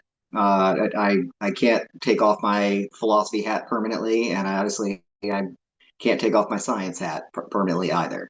And spirituality has always been there in the background, and I think for me in like our conversation so far that we've had, I wrote down a couple things whenever, we're talking, we talk about the nature of truth and what we mean by truth, and the influence of language and, basically spiritual purpose and all of that. And so I guess just to kind of like ground like my perspective on things and what I think if I have any purpose here to share with y'all, at all, um, I'm very much in the spirit of a few philosophers. William James is one of my heroes, who of course is famous for the varieties of religious experience, and did his investigations through the form of interviews. He specifically went out of his way to not only familiarize himself with many different spiritual traditions, but he was also very interested in spiritism and met with mediums and went to seances and all these sorts of things. Because for him, from a practical perspective, he, experience was kind of the ultimate arbiter of truth. He's of the class of the school of American pragmatism. So the grandfather of that would be C.S. Peirce. Oh, the grandfather really would be Emerson, but C.S. Peirce is kind of recognized as the founding American pragmatist. But William James, John Dewey, and actually today it's Dr. Cornel West who holds the like title as like the guy in American pragmatism right now. So anyhow, but kind of the like pragmatist approach to things, which has really resonated with me over the years, is that experience is kind of the guide to all things. It's that obviously jives very well with the sciences, and in having a kind of like a deep appreciation for data, for evidence, for results, and a model, as I mentioned earlier, is only as valuable as the predictions that it makes. So if you have a model and it doesn't predict anything, then it's not testable. And sometimes we make a model that has a prediction that we just can't test yet because we're not there technologically, which is fine. So sometimes there's a lag between the invention of a new model and a new way of looking at things and looking at the world and our actual ability to engage with it on an experiential level. But in any case, I think that it's important. It's important to me, and I think for other people that I've met, known, and interested in a spiritual life. Like this is not just like philosophizing if you're like doing it right, right? Like this is about like an actual pragmatic experience of reality of that like integrates and seeps its way into the everyday things. And at least it is for me. And so uh so as I'm speaking to you, and in terms of like my kind of like baseline goal here, I can share the experience the experiences that I've gone through, and that I and my perspective on things and the way that I look at the world. But I think ultimately, like I have to remember with Ludwig Wittgenstein that I mentioned earlier as well, that like I am an instantiation in life. I am a piece of your universe right now that's speaking to you. I'm an area, I'm an event, I'm a thing that's happening in your sphere, in your cognitive sphere. So whatever I say, should be something that you can engage with and taste, and feel, you try on, every time I read a new philosopher, for instance, or a new spiritual teacher, I try to like kind of like I try to wear their clothes in a way. I try to like do my best to keep the like kind of my natural tendency to get analytical and reductive about things. I try to set that aside until I feel confident that I have like the flavor of their subjective experience and the way that the internal logic of their perspective. So that then, afterward, and after I've had a taste of that experience, I can then cross-reference it to my own experience and, learn from it, whatever I feel is valuable, and reject whatever I feel is not valuable. And those rejections themselves are also, that's not just about like defeating an opponent. I think that's a poor ego-driven way of looking at it. I think it's more about like by defining what doesn't resonate with me and what is contrary to my experience, I'm learning something about myself. I am changing, and I'm not going to be the same person tomorrow that I am today, hopefully. I think you guys probably can resonate with that. Like the intention is for everything, and I think what this group is trying to do is we're all trying to grow. So anyway, all that to say that I think it's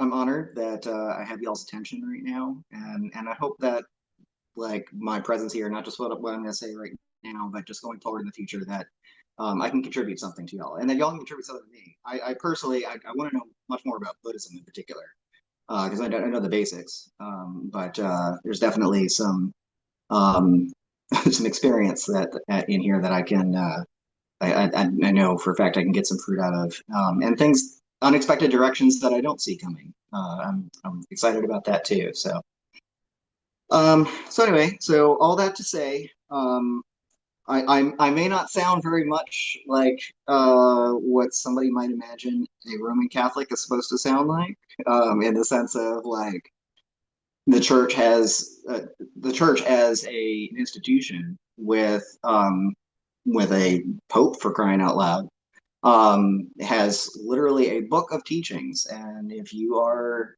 part of the church and in alignment with it, like you have to buy some things dogmatically, right? So my perspective on things, because my reintegration into Catholicism is very recent. It specifically started on September 7th, and through what I would refer to as kind of like a mystical moment that I had. And I'll get to that.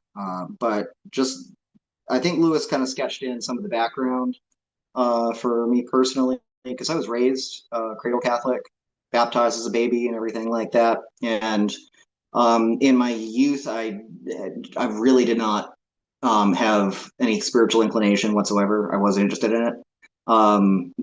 Church was boring And then around age 12, when I first got interested in spiritual things, it happened to coincide with my stepfather um, leaving Catholicism.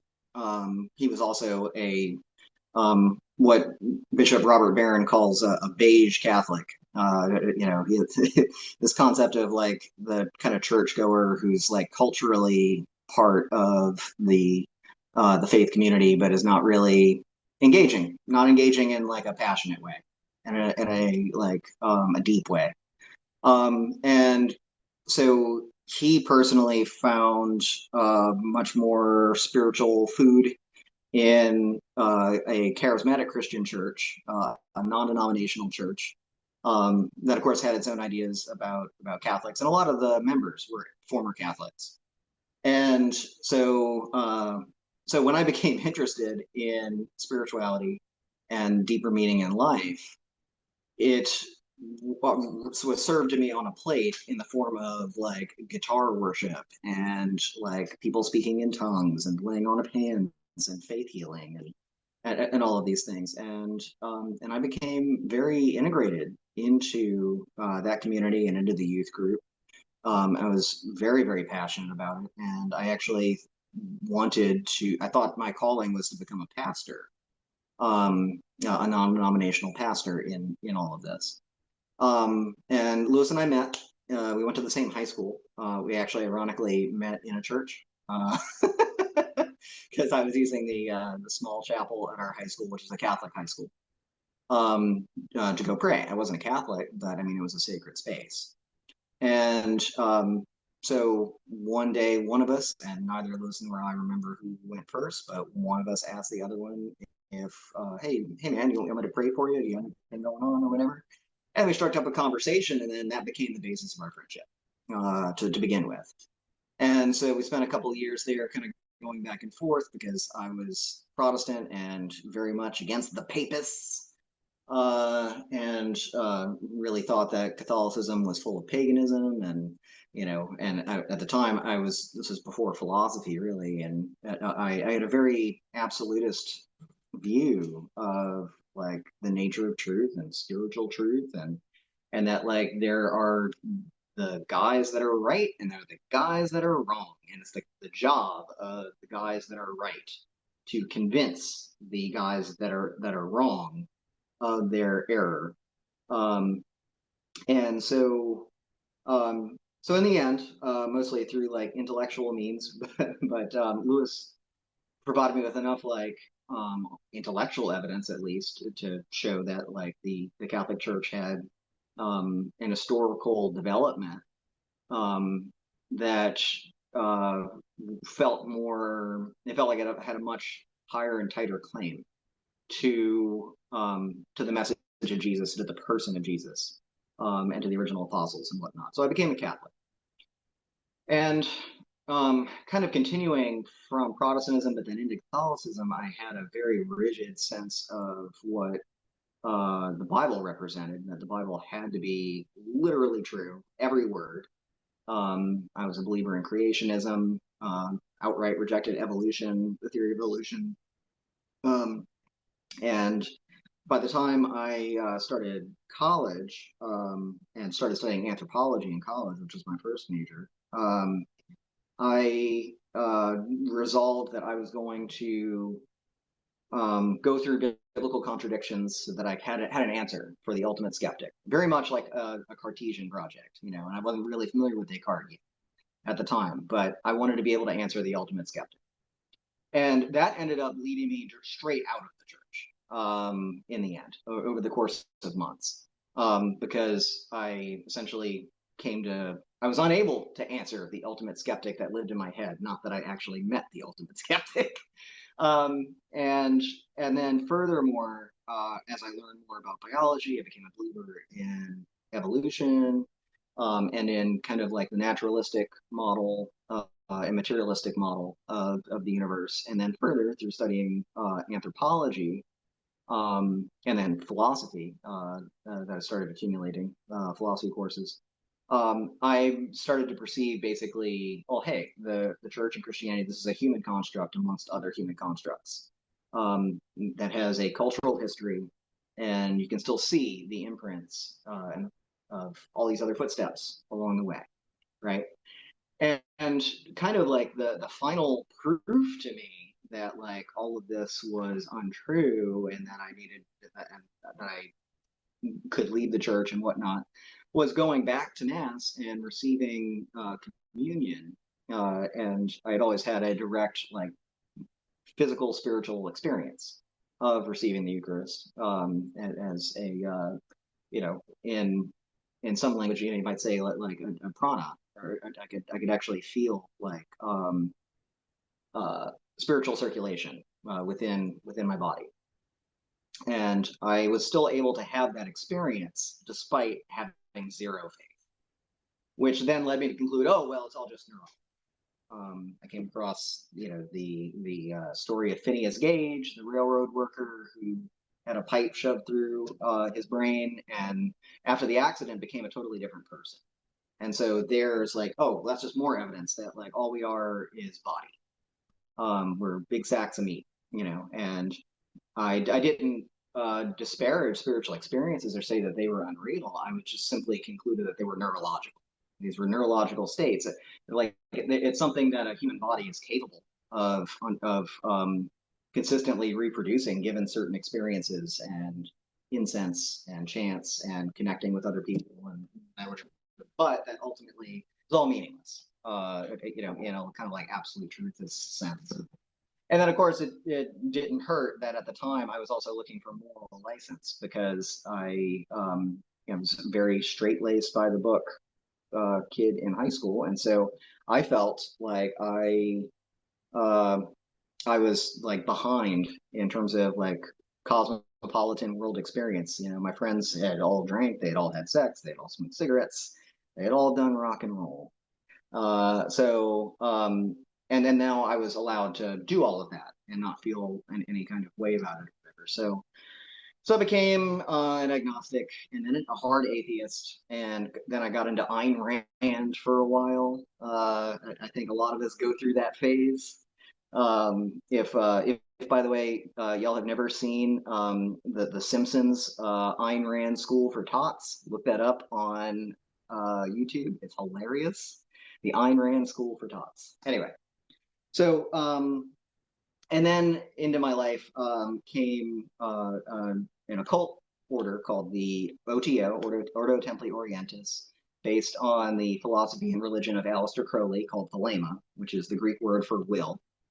And this was a system in which it was a system of like spiritual and personal attainment that kind of had as a model that experience is the ultimate arbiter of everything, that everyone has a different truth, that your true will, your true like purpose and vocation, as we would call it in Catholicism, in life is to discover your particular, raison d'etre. Why are you here? And that no one else can give that to you. No one else can tell you how to get there or what it is. And that it is perfectly licit to explore all of the world's religions and methods and yoga and magic and mysticism, whatever, in order to configure and learn about yourself and actualize, and these were all like really interesting people, lots of artists, lots of drugs around. So I partook in a lot of drugs. And over that period, I learned a lot about myself. It's basically a Thelemite off and on for about 20 years. And to kind of come to the fore here now, that approach to things wasn't working for my actual life.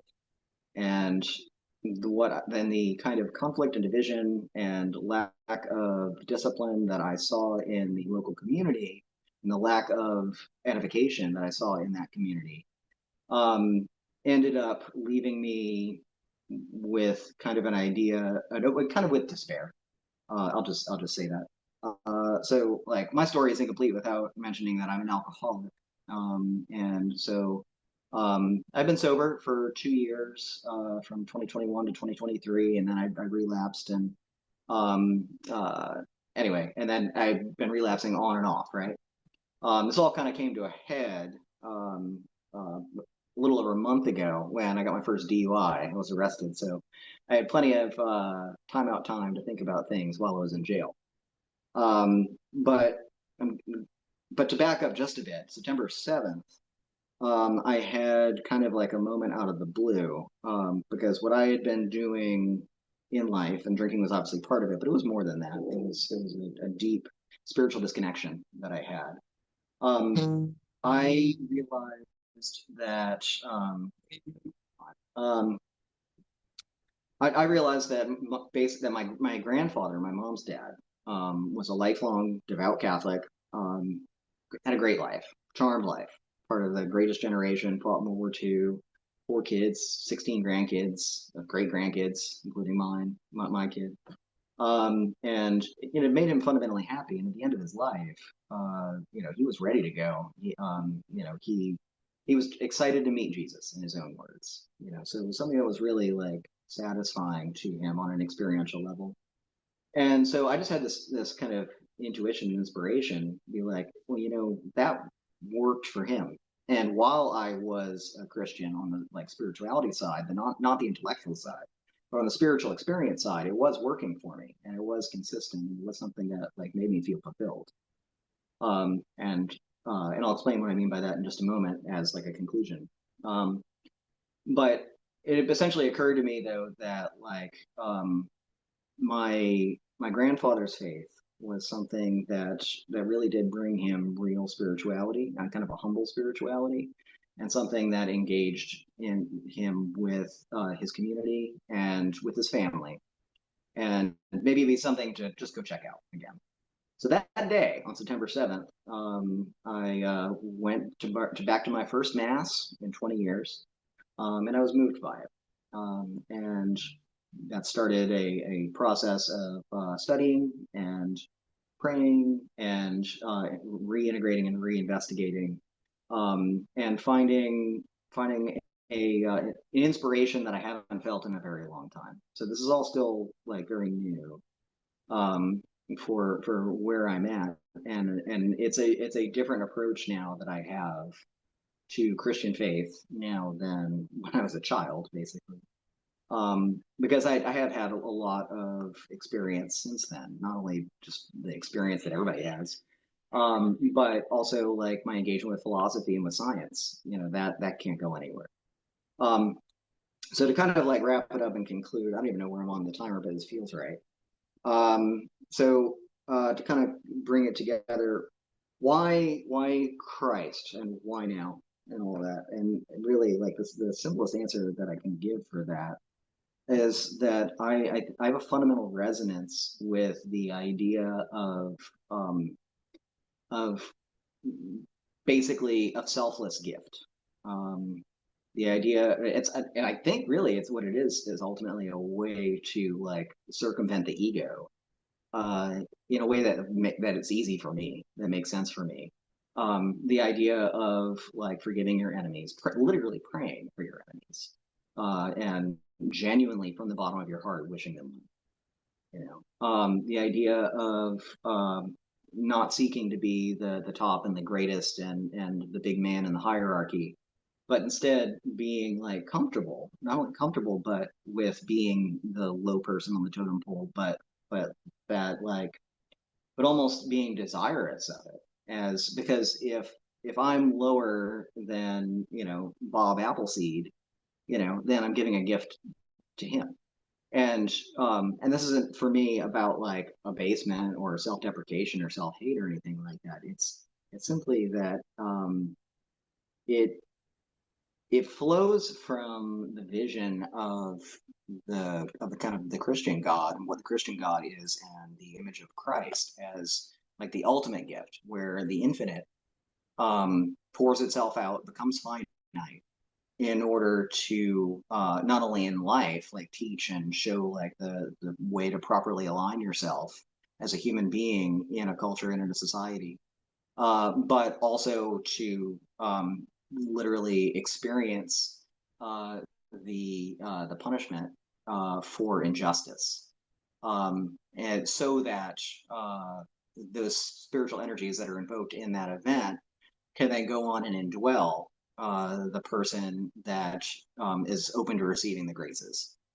Kind of the idea of the Trinity being like Father, Son, and Holy Spirit, in Catholic thought, the Son, or the Word of God, the Logos, is begotten from the Father from eternity. Like in kind of like this beatific moment outside of time, the Father has always been begetting the Son. The Son proceeds from the Father as like a total gift, from parent to child. And then the Son adores the Father, as the creator, as the source. I shouldn't say as the creator because they're both creator, but as the source. And that kind of their love and that flow between them is what we know as the Holy Spirit. It's an emanation that from this interrelationship between Son and Father from all time. And that the ultimate kind of like purpose and goal of like the Christian religion is to have the creation reflect and participate in that same like self gift that occurs within the Trinity, and to multiply it and perpetuate it. Because in this model, God is above and outside of the material world and material creation and whatnot, and has no need of it. And that essentially the limited world in which we live was something that was created by choice out of basically a superabundance of love, out of a superabundance of gift. So, um, so I am not at this point so interested the way that I was when I was a young man in the capital T, like truth and figuring out that say like all of this is true, because of I've come to like the end of a syllogism. I think that anything that we say, syllogistically, um, about any of these things, I've learned this lesson from philosophy, that if you continue thinking syllogistically hard enough or long enough over thousands and thousands of years, like the Western philosophical tradition has, at the end you arrive at anti-philosophers. That's where it goes. You've got Bertrand Russell and Alfred North Whitehead that wrote Principia Mathematica in an attempt to essentially create a mathematical system for syllogisms and for logic. And logical positivism kind of grew out of that. The idea that like all statements are meaningless unless they can be translated exactly and precisely into symbolic logical form. And then it's not too much later that Kurt Gödel, the mathematician, shows up and blows it all up with the incompleteness theorem by figuring out a way to simply inject a self-referential statement into the symbolic language of Principia Mathematica. Many of us have heard the old aphorism, "All Cretans are liars," and this is spoken by a guy from Crete. So, is it true or false? Because if all Cretans are liars and he's a Cretan, you get what I'm saying. In the end, like life is bigger than our language. That's kind of one of the conclusions that I came to through my philosophical experience, and to a degree through my science experience too. And so for me, I think the value of like spirituality generally and of anyone's like walk with their own connection to the divine, to the truth, to the source, to nothingness, or everythingness, or even or probably in large terms, commitment to disillusionism, in a way, to get rid of all illusion. I think that the most important part of all of that really is just your life. It's the lived experience of it. And so I'm not interested anymore in like, oh well, on page 67 of Genesis it says, so therefore, you guys are wrong. I don't think that's edifying. I don't think that that enhances anyone's life. I think that ultimately, all that I can be here in this container for y'all is just like sharing a little piece of the universe that y'all didn't know existed just because y'all never met me before. You know, so like, and we are that for each other. And I think that's kind of what this whole project with Mystic Krewe, I think, in the manifesto, I think that's what it's trying to do, right? Is to like show this other place in the universe that's known as a person to another person, um, so that this can become integrated into your own walk and into your own purpose and practice. And so yeah, so it's just kind of funny that I've gone from kind of like most recently a Spinozan about things. Well, I don't want to just throw a bunch of names at you guys. Like, um, I'm just going to conclude with that as like a general main idea from my perspective, and I hope it helps you all. I think that language can point. Language is a tool. Language is functional and actual, as in it's action based and language game based. The same word will have different meanings in different contexts because there's like different rules for its employment in those contexts. And and language is always doing an action having an effect. And so I don't believe that language is I don't believe that absolute truth, as Lewis has discussed it or whatever. I don't think it's a useful concept, and I think that I think that it's more useful to it's more useful to focus on your experience of the absolute. Does that make sense? Like experiencing the absolute versus like trying to like enunciate in words an accurate representation of reality. Um, I think just as one final thing, if you think of art, right, and 20th century art and Picasso, right, you'll have like an uneducated person that's not familiar with art history or whatever, say, oh, well, Picasso is just drawing lines or whatever. Picasso was very capable of recreating the Sistine Chapel. He was a very talented technical artist. What his abstract art was trying to do was something different. It wasn't trying to be, follow and trace the lines. That had all been done before. He was doing something different and deeper, trying to capture the essence of the thing. And so I guess that's what I'm saying. It's like my approach is abstract art. Anyway, thank you guys for listening. And dudes, let's acknowledge Stephen. Thank you, Steve. That was definitely not the answer I was hoping for, but you've been one of my intellectual heroes since eighth grade. So, yeah, thank you for sharing how you've landed and why. And yeah, it's strong. All right, unleash the hounds, Abram. He's gonna open the chat again. We've got two different directions in 13 minutes.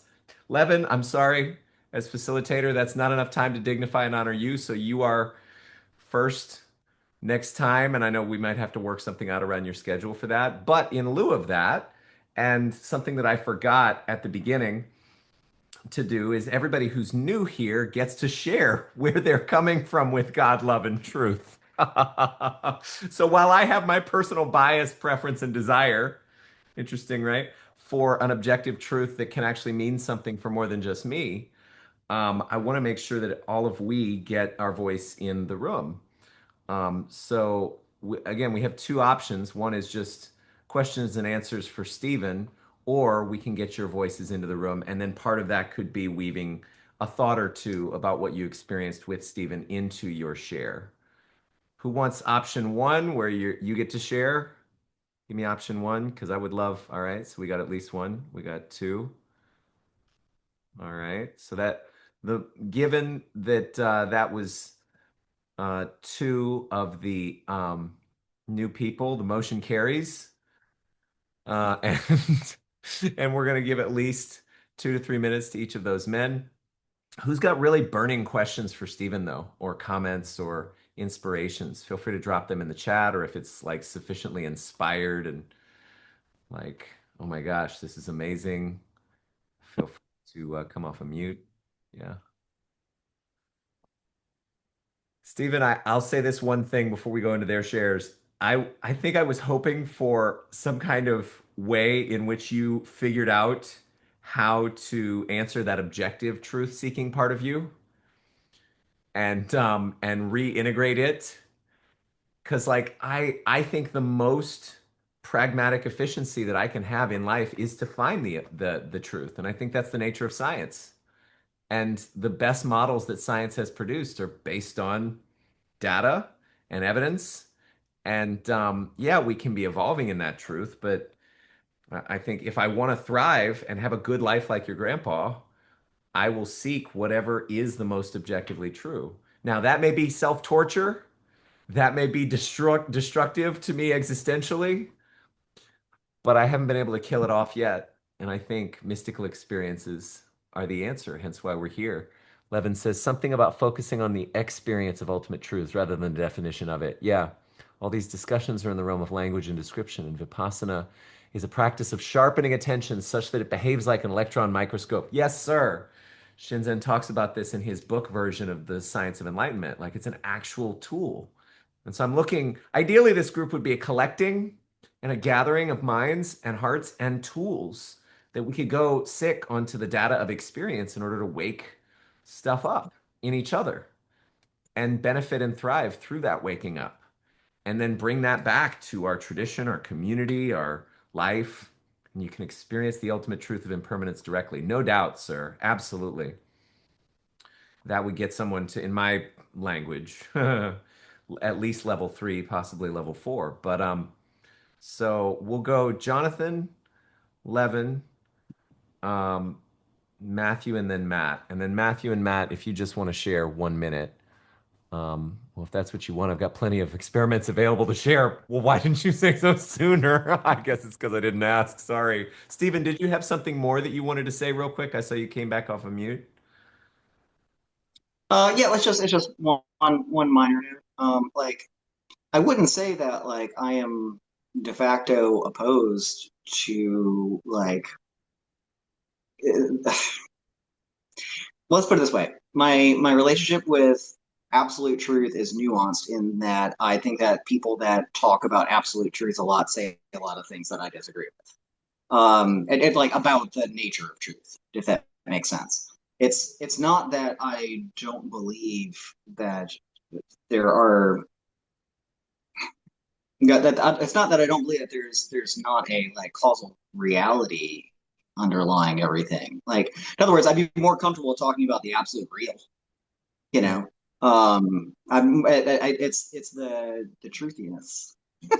Oh, you're quoting Stephen Well, Colbert. Stephen Colbert, yeah, well, it's no, I mean, I'm just saying it's just, I guess because in terms of like language being instrumental, I feel like utilizing the language of, oh, well, I need to find the absolute truth, and I need to be sure about the absolute truth. That strikes me as almost like a struggle for power, It is. and ego aggrandizement. Well, Uh, the more accurate our that's what I'm model, saying. And I'm just saying I'm not interested in that aspect. That's yeah, all. I'd say the more accurate our model, the more we can accomplish in the world, the more power we have. And so thank you for pointing that out. Yes, we do want time for others to share, Abram.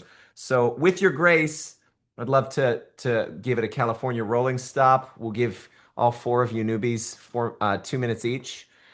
Just share what you've experienced. And then if you want to give a final word on what you've experienced today. And then what California rolling stop means we're going to probably end like 5 minutes after the hour. If anybody's got to go at that right moment, then we honor you, we love you, and it's also important that we get other people's voices in the room. So, Jonathan, 2 minutes. Like, what have been your tools, your experience, and then your experience of today? What are you leaving with? Um, yeah, just for context to understand my background, I'm deeply influenced by integral theory by Ken Wilber, metaphysics, Vajrayana Buddhism, which I think is also a metaphysical. I'm a metaphysical idealist. Something that I switched to. I was a Western materialist until I was exposed to those two models. Also, have a lot of exposure to energy teachers, including energy distinctions from epienergetics. Um, just kind of getting into the meat of the conversation. Do I think there's an ultimate truth? Yes and no. I think there are these meta truths, and as we grow and evolve, we learn more and more. That's why impermanence is so important. I think we discover what is the best truth that we know now, and we don't reify it. The best of the truths will stay, you know. So that's kind of how I look at it. Um, I think we've talked a lot about language. Language is really important. We have to define our words and make sure we agree on the words. Otherwise, we're going to be talking past each other. That's really important. Another important part of my background is I'm a change management. I'm studying the process of transformation. So good dialogue is really important. Staying open to perspectives. I kind of agree with Lewis. It's really important to know ultimate truth if you're interested in achievement, if that's your passion, and achievement as in humanity flourishing all at once, which is my passion. Um, I really enjoyed today's conversation. I thought there's a real lot of brilliant people here. Everyone seems like they have something valuable to offer, a lot of different perspectives. I'm an honor to be here and to share my perspective. It sounded, I know Stephen was curious about Buddhism. Buddhism changed my life. I'd be happy to talk about that more later, or at least the flavor of Buddhism that I've been exposed to. Yeah, just excited to be here. Thanks for having me. Thank you, Jonathan. All right, Levin, you're next. All right, so I studied computer engineering at UCSD, class of 2004. Let's see, I took my first Vipassana 10-day retreat in 2015. At the time, I was also, I had done NLP, hypnotherapy, and I was studying Huna, Hawaiian shamanism. Most of those practices have kind of dropped to the side because I'm focusing on Vipassana now.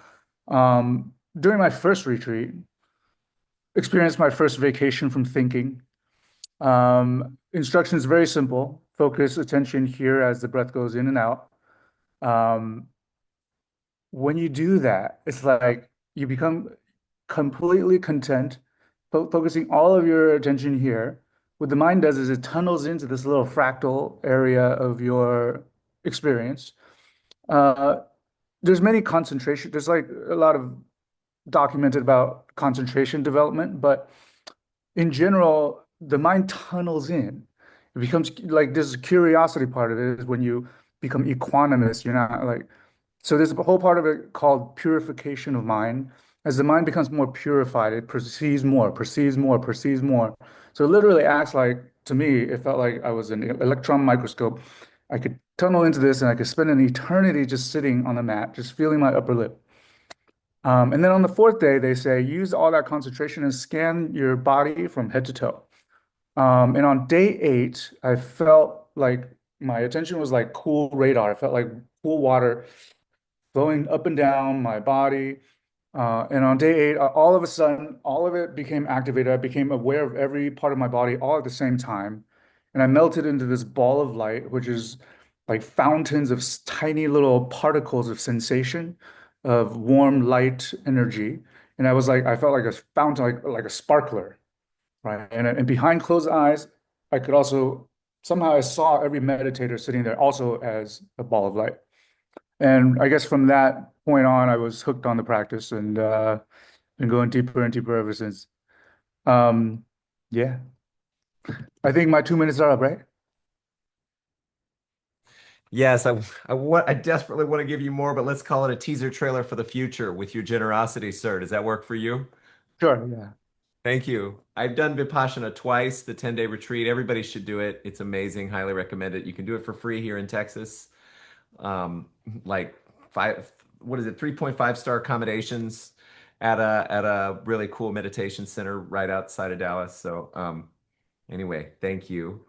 Matthew, Matt, last but not least, would you guys want a minute or two each or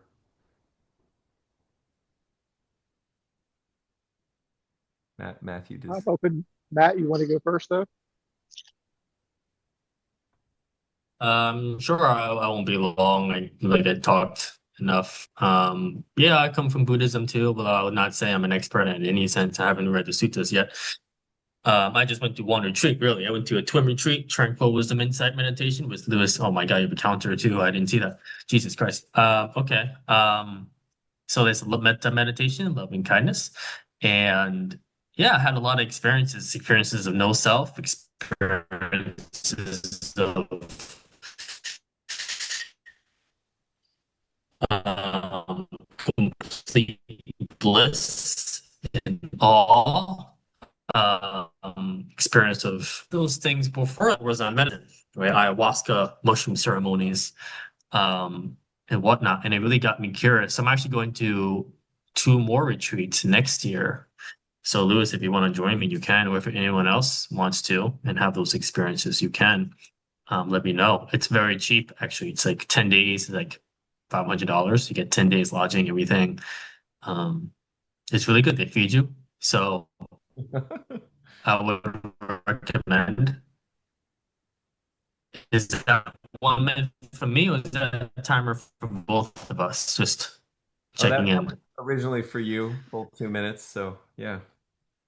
Yeah. I think there's lag. Playa del Carmen has bad internet. But No, yeah, you just before that, I'm also into something called Christic, Ystic, which is something no one's ever heard of, which I think is what I found to be it just explains spirituality to a depth. It's essentially the study of the science of ascension, and it really feels like a science to me. It just explains things to in a level of depth, really, and then over to Matthew. sorry that thing that goes off. It does a celebration. Thanks, Matt. I'm glad you're here.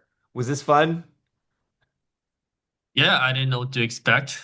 I like the drama in the beginning more than anything else in the back and forth. See, it was funny. Abram messaged me. He was like, "This is the best it's ever been," and I was like, "I think I've done the worst I've ever done." But thank you for saying. Great, Matthew. Last but not least, he's gonna have the next to last word. I think he's probably gonna be happy about that. Let's see. Lewis, I love you. I do. And there's so much that you assert about me that is just so completely inaccurate. And I'm it's open to being hilarious. wrong. Thank you for It is hilarious. I think you might be here. We're gonna put the timer back up because I think you might be a symbol of what I resist the most about spirituality. And so there might be Mm, projection there. Like you just mm. do what God voice in you tells you to do. I'm just like, no, no, no, no, no. But your time. I'm gonna shut up again. Um, thank you for that. And thank you everyone for for everything you brought today, for bringing yourselves. I very much appreciate it.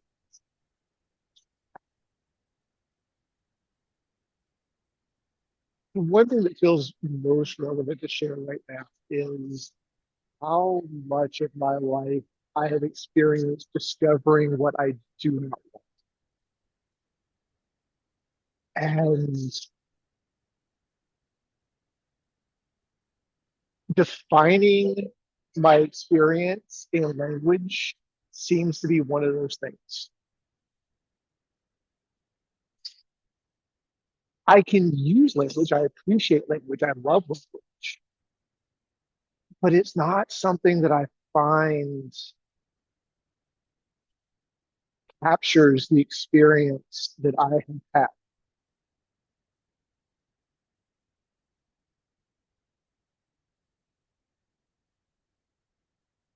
I spent years studying with various shamans and Sufi teachers and mystics and studying the Bible and studying all the religious texts. And um, really, I've come to this place now where I do not seek answers outside of my experience.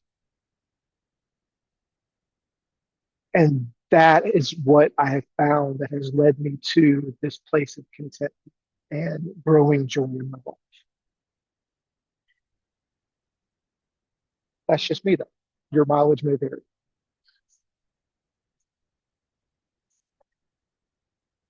And that's it. I'm complete. All right, let's acknowledge everybody who came, everybody who shared, everybody who commented, everybody who made it more dramatic, more interesting. I love you all. I'm so grateful you're here. Thank you for being a part of my journey, and everyone else is here. In this last minute, I'm going to say this. I like not knowing, and I also like knowing.